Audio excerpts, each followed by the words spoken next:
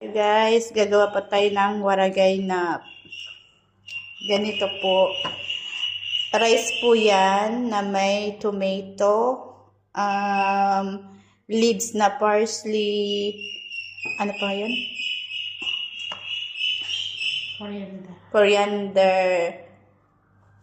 Coriander leaves, tomato, onion, garlic. And I put I put tamarind sauce. That's why I put that, yes, the color of the rice. At babalutin po yan. Meron po tayo ng bay leaves. Para po sa pagbabalot ng waragay na. Ganyan po ang paggawa ng waragay na. Ganyan po.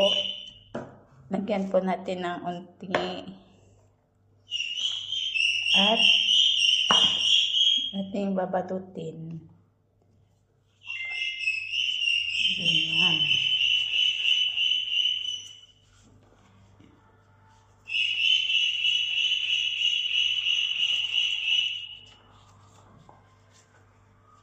Ito po ang kinalabasan niya.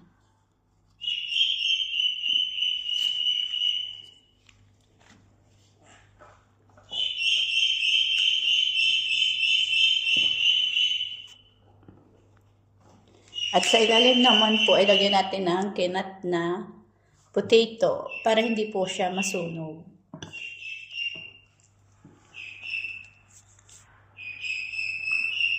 Ang spices po nito, baharat, turmeric, salt, cinnamon powder, garlic powder, cumin powder, black pepper.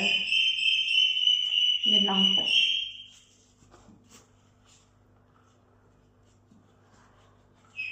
Ating ikot-ikotin at ito na po ang kinalabasan.